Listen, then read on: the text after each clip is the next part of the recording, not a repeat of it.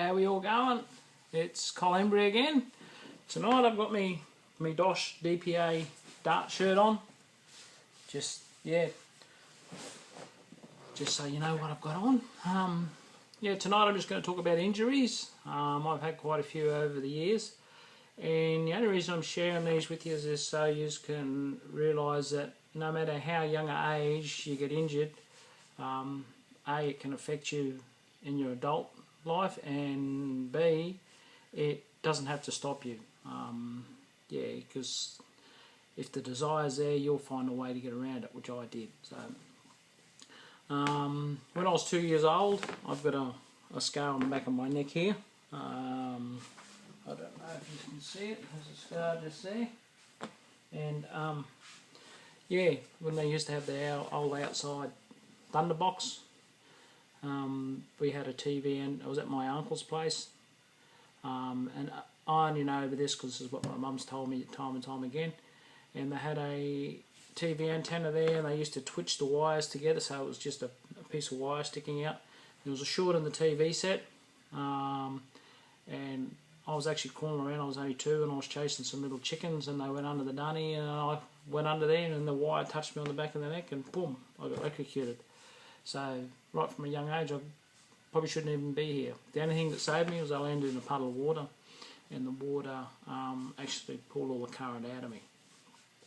So that was my first injury, and then to make matters worse, Mum was telling me when she took me to the doctor wouldn't see me because she owed him 20 cents back in 1965 or whatever it was. So yeah, it might not seem much money now, but back in them days that must have been a bit of money, because yeah, here I was basically half dead in her arms, and they wouldn't see me because Mum owed them 20 cents. So she had to pay that before they or it might have been 2 bob or something like that, but yeah, something in that terminology. So yeah, and then when I was 4, I got the mumps, I got an ear infection, and my older brother put an air rifle in my ear with the air. This is my good ear, and this is my bad ear, so he put the air rifle in this ear and just pulled it, so that actually just blew my eardrum up, so that's why I'm deaf in that ear. So if ever you say something to me and I don't hear you, I'm not ignorant. I will always answer people. It's just sometimes I just don't hear. So, and then when I was in grade 7, I come off a horse, and I just qualified for the inter-school championships, and I've been training for it. At a young age to realise that if you train for things you could achieve them, and I hurt my shoulder, and believe it or not, it stops you from running. And all the events that I normally won at this inter-school competition, I actually finished 2nd.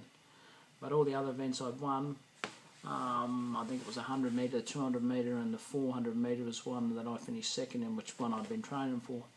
And this scarred me because I didn't win all 3. They decided to send someone else to the next level with all the bigger schools, and they didn't send me. And yeah, and I'd actually earned the right to go, but they decided to send someone else for whatever reason. So even sometimes now I still struggle with that, and that's some 40 years ago. So yeah, things that happened in your childhood can scar you, and I think I'm 95% over it now, but occasionally it's still, I earn something and I don't get it, and that keeps haunting me. So yeah, and then not long after that I also had another accident. I shouldn't have had any kids because I don't know if you remember the old push bikes, and they had the gear stick down the middle with the plastic handle like a T-bar on it. Well, anyway, I was in grade 7, and I used to chop wood on the weekend for pocket money, because even back then I was always wanting to earn money. And the chain broke, and the T-bar section didn't have the plastic on it, and of course the chain came off, and I hit that and right on the nuts. So yeah, it blew up like a soccer ball. So they reckon I wouldn't have any kids. And going back earlier than that, actually when I was 4, I was chasing my brother around a tree, and I slipped over and fell over and cut my nuts on the glass, and I actually had to get 7 stitches. So yeah, there's 2 accidents there, and I reckon I shouldn't have had any kids. But yeah, I proved them wrong again, as I seem to be doing all my life, proving people wrong. Because yeah, I've just got this great desire to win. In 1979, I had a fall on a horse. I used to ride track work in Toowoomba. Was my second job, and when the fella put the saddle on, he didn't put it on properly. He didn't put the girth around the thing that goes around the front of the horse. I can't think what they call it, but it stops the saddle from going around. And because I was only new, I didn't know they had to have one. And anyway, I'm riding him, I'm cantering along, and the saddle starts to slip, and I feel it starting to slip, so I put my weight in the other one, and that's the last thing I remember. I went round underneath the horse, and he stood on my deaf side again, and knocked me out. And I know next thing I know, I woke up in a hospital, and my boss wouldn't let me ride horses for ages after that, because they actually thought I was dead. So yeah, so that was in 1979, and then in the 1982 or something like that, might have been a little bit later than that, I used to work for a brewery in Toowoomba, and I was on a forklift, and I backed over the ledge. I didn't want to go. I was embarrassed because I thought, you know, you're silly, how could you do that? And I put a piece of wood underneath the wheel. I left it in gear, put a piece of wood under there, and I thought, and then I'll jump on it, and then that'll get me out. But I didn't see a bolt stuck in the wood, so I put it down like that, piece of wood, and it's caught the wheel and it's went like that, and I felt the bolt go through that part of my finger. It went straight into the bone, and oh, you could see it go through, and then I had to pull it out, and all the flesh pulled out of my finger. So I got a pretty strong stomach. It didn't stop me. And then that wasn't the end of it, because I was holding my hand like that and it was bleeding, and I walked outside in between 2 buildings, and unbeknownst to me the night, because it was like 2 o'clock in the morning, so it was pitch black and there was no light out there, I had to go over and tell them about my injury. And there's a big trench being dug on the ground, and there's these wires sticking up everywhere, and of course I'm walking like this, just worried about my hand, and I fell in it, and it was giving me the biggest fright. I still don't know how, but because I went back the next day, and like it's as high as a house, and apparently I hit the bottom and I just bounced straight up out. Still don't know how I got out, but that was what fright did to me. So yeah, and anyway, the end result is that's my dart finger, and that caused me a lot of hassles over the years. I actually had to have a skin graft. They cut skin out of here and put a skin graft on my hand, and then they had to deaden the end of the finger, which pulled the nail out. And before this happened, I was pretty good at darts, and of course that's an important finger to hold in your darts, because yeah, you got it like that.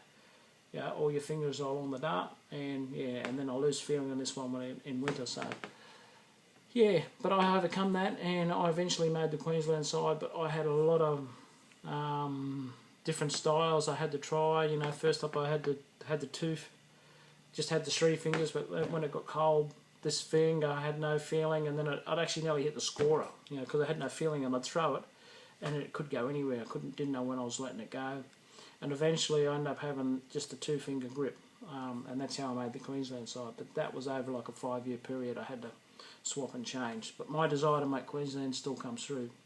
If the wheel's big enough, you'll find out how. So that's just a few injuries that's happened to me over the years, and I've always come through them. So yeah, don't let injuries hold you back. You just manage them, and as long as the desire's there, you'll move on. So until next time, that's basically just the injuries I had. I just wanted to share those with you, so to know that, you know, it hasn't always been as good as it seems to some people's eyes. I've had a lot of setbacks over the years. So yeah, so my next topic when I come back with my next video will be tactics. A lot of people will try tactics on you. I've had a lot done on me, and I've actually done it on some people as well. So I know 2 wrongs don't make a right, but sometimes in the spirit of the game you do things that you regret later on. But yeah, I'll just explain a few of the tactics that have been pulled on me over the years, and yeah, until then, just keep tuned. I'll be in touch soon. Okay, bye-bye.